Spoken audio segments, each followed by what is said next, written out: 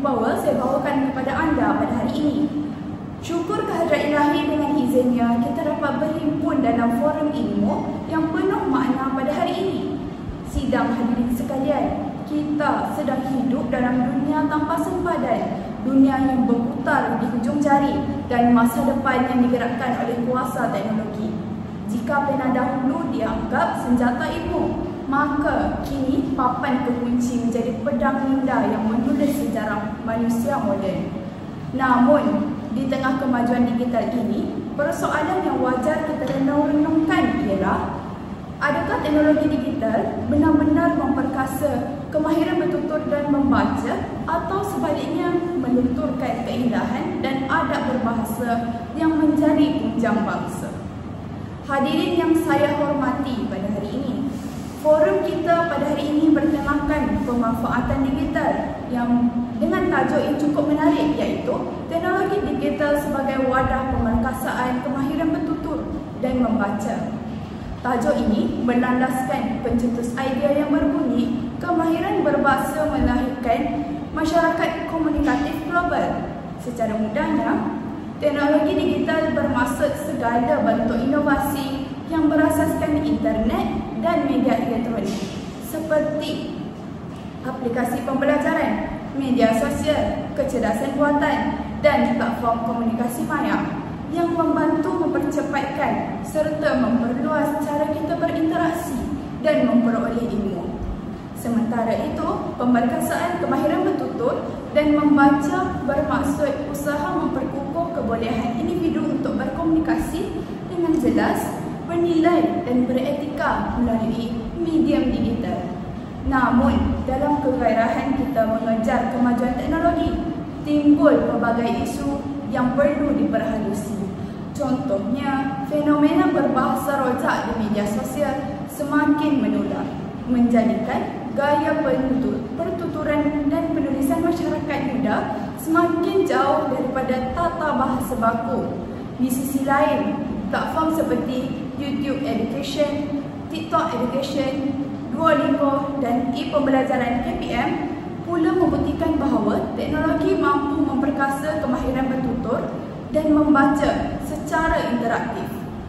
Situasi ini jelas menunjukkan bahawa teknologi digital ibarat pisau bermata dua yang boleh membina tamadun ilmu, tetapi juga boleh meruntuhkan nilai bahasa jika disalahguna. Terlalu asyik saya berbicara tentang pemanfaatan digital dalam memperkasa kemahiran bahasa ilmu sehingga lupa untuk memperkenalkan ahli-ahli panel kita yang kacak dan cantik ayu pada hari ini.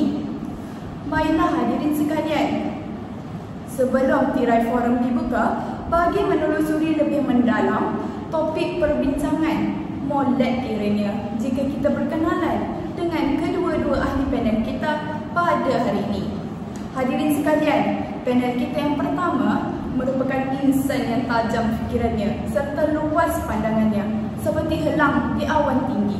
Pandangannya jauh, tutur katanya pasti berisi. Izinkan saya memperkenalkan saudara Faiz Al-Hakim bin Azmi yang akan berkongsi pandangan bernas tentang peranan teknologi dalam memperkasakan kemahiran bertutur di era digital ini. Apa khabar saudara? Terima kasih kepada saudara pengurusi. Alhamdulillah saya khabar baik. Saudari bagaimana?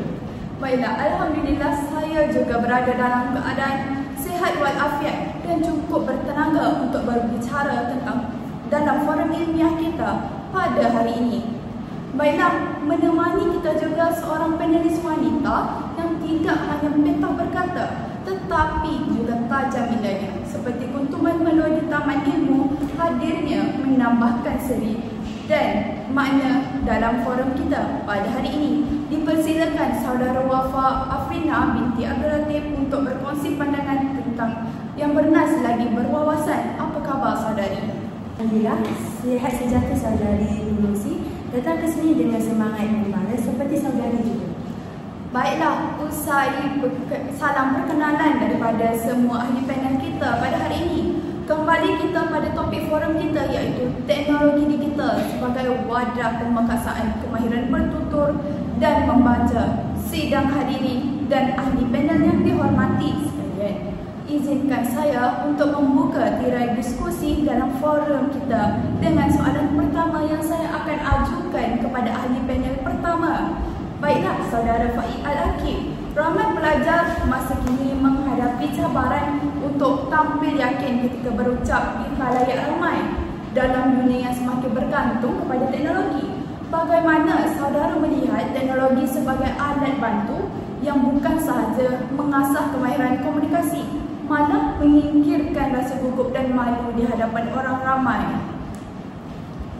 Baiklah, terima kasih soalan yang diajukan kepada saya. Bagi pendapat saya, teknologi memainkan peran penting dalam membantu pelajar untuk mengatasi rasa gemetar, gugup dan malu untuk bercakap di hadapan khalayak ramai. Kini pelajar boleh menggunakan pelbagai platform seperti TikTok, YouTube atau Instagram untuk berlatih bertutur dan menyampaikan pendapat. Dengan contoh merakam diri sendiri, pelajar boleh menilai gaya penyampaian, intonasi, ekspresi muka dan bahasa tubuh mereka. Ini memberi peluang kepada mereka untuk memperbaiki kelemahan secara berperingkat tanpa tekanan daripada penonton sebenar. Selain itu, pelajar boleh juga melakukan pembelajaran secara dalam talian seperti melalui Google Meet atau Zoom dan juga Microsoft Teams, turut memberi ruang kepada pelajar untuk berlatih bercakap dalam suasana lebih selesa. Bagi pelajar yang pemalu, mereka boleh memulakan dengan berbual melalui mikrofon atau ruangan chat sebelum berani bersuara secara langsung. Lama-kelamaan, keyakinan diri akan meningkat dan mereka akan lebih berani berhadapan dengan audiens sebenar. Selain itu juga, teknologi juga membolehkan pelajar mendengar semula suara mereka, menilai kelemahan dan nada suara. Hal ini secara tidak langsung membantu meningkatkan kemahiran bertutur dengan lebih profesional. Maka, jelaslah bahawa teknologi bukan sekadar alat hiburan, tetapi juga satu bentuk latihan yang membantu pelajar membina keberanian dan keyakinan diri. Namun, penting untuk diingatkan bahawa keberkesanan ini bergantung pada niat dan disiplin individu. Jika pelajar menggunakan teknologi hanya untuk hiburan, tiada perubahan akan berlaku. Sebaliknya, jika pelajar menggunakan secara positif untuk berlatih komunikasi dan pembentakan, teknologi dapat menjadi guru maya yang sangat berkesan. Baiklah, terima kasih atas penjelasan yang amat bernas sebentar tadi. Terima kasih diucapkan kepada panel atas kupasan yang begitu bernas. Daripada perbincangan tadi, dapatlah kita simpulkan bahawa teknologi memainkan peranan yang amat signifikan dalam membantu pelajar mengatasi rasa gemetar, gugup dan malu ketika di hadapan khalayak ramai. Melalui penggunaan berbagai platform seperti TikTok, YouTube dan aplikasi sidang video seperti Zoom dan Google Meet, pelajar kini mempunyai ruang untuk berlatih, menilai dan memperbaiki kemahiran komunikasi mereka dalam suasana yang lebih selesa dan terkawal. Teknologi bukan sekadar alat hiburan, tetapi juga menjadi wadah pembelajaran yang membina keyakinan diri, keberanian serta kemahiran bertutur dengan lebih profesional. Namun begitu, keberkesanan ini sangat bergantung kepada niat dan disiplin pelajar sendiri dalam memanfaatkan teknologi secara positif. Oleh itu, jelaslah bahawa apabila teknologi digunakan dengan bijak dan beretika, ia mampu menjadi jambatan yang menghubungkan pelajar dengan keberanian dan keupayaan berkomunikasi dengan lebih berkesan di dunia nyata. Seterusnya, izinkan saya mengajukan satu lagi soalan yang penting. Dalam arus kemajuan teknologi digital yang serba pantas ini, bagaimana kita dapat memastikan penggunaan teknologi tersebut tidak menjejaskan mutu dan ketulinan bahasa Melayu? Dan dengan kata lain, bagaimana kita dapat memastikan penggunaan teknologi digital dalam tidak mengabaikan aspek tata bahasa dan kosakata bahasa Melayu dengan betul? Baiklah, Saudara Faik. Terima kasih untuk soalan yang diajukan kepada saya. Bagi pendapat saya, untuk memastikan standard tata bahasa dan kosakata kita bahasa Melayu terus dipelihara dalam dunia digital, kita perlu mengamalkan kesedaran bahasa dalam setiap bentuk komunikasi. Walaupun media sosial bersifat santai, kita masih boleh menulis dengan ejaan dan struktur ayat yang betul. Ini penting kerana bahasa mencerminkan identiti bangsa. Selain itu, guru, pensyarah dan institusi pendidikan juga memainkan peranan sangat penting dalam membimbing pelajar menggunakan bahasa baku dalam konteks digital. Aktiviti seperti penulisan blog, forum atas talian atau pembentangan maya boleh dijadikan latihan untuk membiasakan pelajar dengan penggunaan bahasa yang betul. Selain itu juga, pihak penting seperti Dewan Bahasa dan Pustaka DBP juga boleh memperkukuh usaha ini dengan memperkenalkan aplikasi semangat tata bahasa dan ejaan secara dalam talian. Hal ini dapat memudahkan pengguna untuk membetulkan kesalahan dengan mudah. Sementara itu, pencipta kandungan digital seperti pempengaruh, penulis blog dan YouTuber juga wajib menjadi contoh dalam menggunakan bahasa Melayu dengan sopan dan berstruktur. Selain itu juga, kita juga perlu mendidik generasi muda agar menghormati bahasa ibunda mereka. Penggunaan singkatan berlebihan seperti sayang, tak nak, dorang atau campuran bahasa wajah mungkin nampak ringkas, tetapi jika dibiarkan tanpa kawalan, ia boleh merosakkan standard bahasa Melayu. Oleh itu, pada semua pihak, sama ada pelajar, pendidik maupun masyarakat, haruslah berganding bahu untuk mengekalkan kesucian bahasa Melayu walaupun dalam dunia digital yang serba moden ini. Kesimpulannya, teknologi digital bukanlah musuh kepada bahasa Melayu. Sebaliknya, cermin kepada sikap pengguna. Jika kita bijak manfaatkan teknologi dengan adab, ilmu dan tanggungjawab, maka bahasa Melayu akan terus subur dan dihormati walaupun di era kecanggihan global. Saya rasa itu sahaja jawapan saya untuk hari ini. Baiklah, terima kasih diucapkan kepada panel pertama atas perkongsian yang cukup membuka mata kita semua. Kini kita sedar bahawa teknologi apabila digunakan dengan bijak, kita mampu menjadi jambatan untuk membina keyakinan diri dalam berkomunikasi.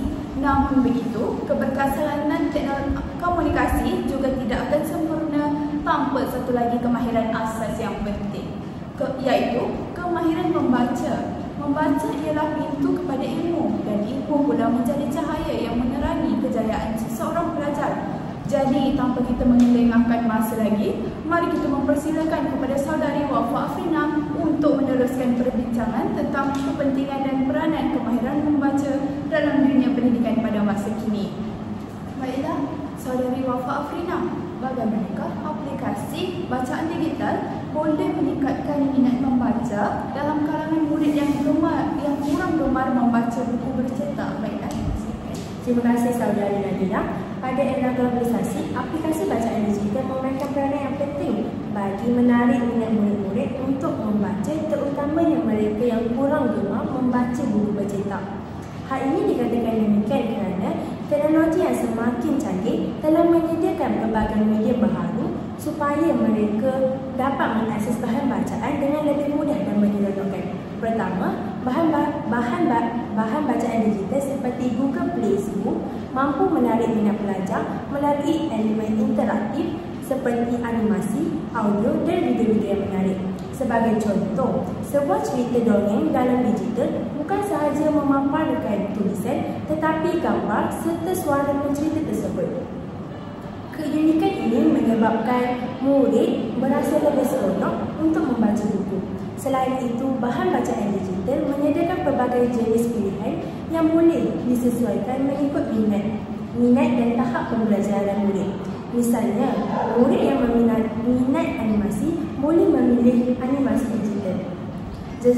Jelaslah bahawa mempunyai pelbagai jenis pilihan akan dapat mendorong murid-murid untuk membaca kerana bahan bacaan digital tersebut sesuai dengan kesukaan mereka. Tambahan pula, bahan bacaan digital mudah diakses kerana boleh dibuka dan dibaca di mana-mana sahaja, seperti di telefon bimbit, komputer dan sebagainya, tanpa perlu membawa buku bercetak Kemudahan ini memberi peluang kepada murid untuk membaca dengan lebih fleksibel, sama ada di rumah, kereta atau ketika dalam perjalanan. Oleh itu, guru-guru di sekolah dan ibu bapa hendaklah memperkenalkan bahan bacaan digital ini supaya budaya membaca dapat dipupuk sejak kecil lagi, seperti peribahasa melentur bulu biarlah dari debunya. Itu sahaja daripada saya. Terima kasih. Baiklah, terima kasih atas jawapan yang cukup bernas sebentar tadi. Nampaknya perbincangan kita semakin menarik. Untuk meneruskan sesi ini, saya ingin menjemput panel yang sama untuk menjawabkan soalan yang kedua. Baiklah, bagi saudari Wafa Afrina, bagaimana kita boleh memastikan murid bukan sahaja membaca teks digital tetapi juga benar-benar menghayati dan memahami kandungannya? Baiklah, dipersilakan. Terima kasih.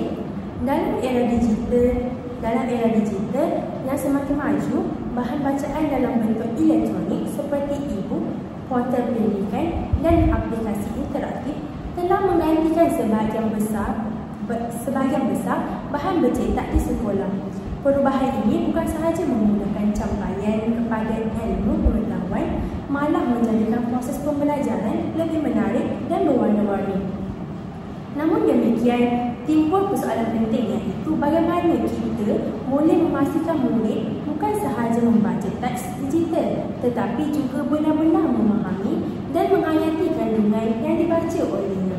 Oleh itu, cara-cara untuk memastikan murid-murid memahami dan menghayati isi kandungan bacaan digital tersebut adalah dengan guru sebagai literasi digital, iaitu menanyakan soalan selepas sesi bacaan digital tersebut. Tamsilnya, soalan berbentuk aneka pilihan, isikan tempat kosong ataupun soalan terbuka agar dapat membantu murid menilai tahap kefahaman mereka. Seterusnya, murid digalakkan membuat catatan digital seperti membuat nota ringkas atau mengeluarkan isi-isi penting daripada teks bacaan digital yang dibaca tadi. Cara ini membolehkan murid mengolah semula isi-isi penting dengan bahasa mereka sendiri, sekaligus dapat menimbulkan daya ingatan mereka.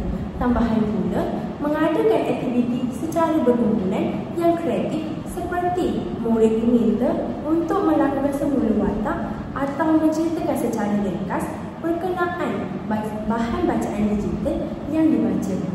Aktiviti yang kreatif ini membantu murid memahami jalan cerita yang terkandung dalam teks. Secara tuntasnya, kefahaman dan penghayatan murid terhadap teks digital dapat dilakukan dengan cara ini agar mereka dapat fahami isi yang terkandung dalam cerita digital itu. Terima kasih. Baiklah, terima kasih diucapkan kepada panel-panel atas pandangan bernas dalam pusingan pertama tadi. Nampaknya perbincangan kita semakin menarik dan memberi banyak ilmu baru kepada para penonton. Baiklah, kini kita beralih pula pada pusingan kedua, iaitu pusingan soalan umum. Dalam pusingan ini, saya akan mengemukakan beberapa soalan terbuka untuk dibincangkan bersama dengan panel-panel kita pada hari ini. Soalan-soalan yang bersifat lebih umum dan bertujuan untuk mendapatkan pandangan yang lebih luas daripada panel-panel kita hari ini. Baiklah, tanpa melengahkan masa, mari kita mulakan pusingan kedua ini dengan soalan yang saya akan ajukan kepada panel yang pertama. Baiklah, saudara Faiz Al-Akib, apabila skrip menggantikan kertas dan suara digantikan dengan teks, sejauh manakah teknologi digital benar-benar membantu kita untuk menjadi penutur dan pembaca yang lebih berilmu dan beradab? Terima kasih kepada saudari mengajukan soalan kepada saya. Pada pandangan saya, teknologi digital sememangnya membawa banyak kebaikan kepada masyarakat, terutamanya dalam melahirkan penutur dan pembaca yang berilmu. Melalui pelbagai platform digital seperti e-buku, laman web pendidikan dan video pembelajaran, kita kini mampu menuntut ilmu dengan lebih cepat dan meluas tanpa terikat dengan masa dan tempat. Jika dahulu kita perlu pergi ke perpustakaan untuk mencari sumber maklumat, kini semuanya boleh diakses melalui skrin telefon atau komputer sahaja. Ini menjadikannya lebih mudah. Selain itu juga, teknologi juga membantu memperkaya kosakata dan pengetahuan pengguna bahasa melalui pembacaan pelbagai bahan dalam talian. Hal ini sebagai contohnya, daripada artikel akademik sehingga kepada wacana umum. Ini menjadikan masyarakat lebih peka terhadap isu semasa dan berfikir secara kritikal. Namun begitu, kemajuan ini turut menimbulkan cabaran terhadap nilai adab dan kesantunan berbahasa. Tidak dinafikan juga bahawa sesetengah pengguna mengabaikan etika apabila menulis di media sosial. Kata-kata sesat, kesat, ejekan dan penggunaan bahasa tidak formal menjadi perkara biasa. Hal ini menunjukkan bahawa ilmu tanpa adab boleh mencemarkan imej bahasa dan bahasa. Justru itu, teknologi hanya benar-benar membantu membentuk penutur dan membaca yang berilmu apabila digunakan dengan berhemat, berdisiplin dan beretika. Pengguna juga perlu bijak membezakan antara maklumat sahih dan palsu serta mengekalkan adab ketika berkomunikasi secara digital. Dalam arti kata lain, teknologi ialah jambatan menuju ilmu, tetapi nilai dan moral ialah asas yang memastikan ilmu itu digunakan ke arah kebaikan. Saya rasa itu sahaja jawapan saya. Baiklah, terima kasih diucapkan kepada saudara Faiz Al-Hakim atas pandangan yang begitu bernas sebentar tadi. Baiklah, kini saya akan ajukan pula soalan kepada saudari Wafa Afrina. Soalan seterusnya berbunyi, dalam era tular dan viral, adakah masyarakat kini lebih bijaksana atau sekadar pantas menaik tanpa memahami makna sebenar berkomunikasi dengan berkesan? Baiklah, silakan. Terima kasih saudari Nadila. Dalam era digital, media sosial menjadi medium penting untuk menunjukkan aspirasi diri, komunikasi dan pembelaan identiti. Bahasa yang digunakan semasa berinteraksi dalam talian memainkan peranan dalam menyampaikan perasaan, emosi dan kepribadian. Fenomena ini amat jelas kepada pengguna media sosial dalam pemilihan kata agar dapat menunjukkan bahawa masyarakat kini lebih bijak berbahasa ataupun tidak. Namun begitu, terdapat dua aspek utama yang boleh diperhatikan, iaitu positif dan negatif. Dari sudut positif, era tular menjadi masyarakat lebih kreatif dalam penggunaan bahasa. Misalnya, masyarakat menggunakan kata-kata yang ringkas, frasa baharu dan bahasa kiasan yang unik. Bukan itu sahaja, pilihan kosakata dan gaya komunikasi menjadi alat bagi pengguna untuk menyusun dan menyampaikan aspirasi kepada halayak yang lebih luas. Hal ini dapat menunjukkan kepandaian masyarakat dalam menyesuaikan bahasa mengikut konteks digital. Namun dari sudut negatif, keterlaluan dalam ringkasan bahasa seperti meringkaskan perkataan atau penggunaan bahasa rojak juga boleh menjejaskan makna komunikasi sebenar. Ini menyebabkan generasi muda zaman sekarang kurang mahir dalam bahasa Melayu. Seterusnya, ramai pengguna media sosial menaik dengan tergesa-gesa tanpa menitik beratkan tata bahasa, ejaan maupun ketetapan kosakata bahasa Melayu. Kesannya, mesej yang ingin disampaikan mudah disalah taksir sehingga boleh mencetuskan fitnah dan sebagainya. Terima kasih. Baiklah, sekian saja di forum kita pada hari ini. Terima kasih diucapkan kepada para panel-panel kita pada hari ini kerana sudi untuk berkongsi idea yang bernas berkenaan dengan isu kita pada hari ini. Baiklah, sekian saja diucapkan. Sekian saja daripada saya.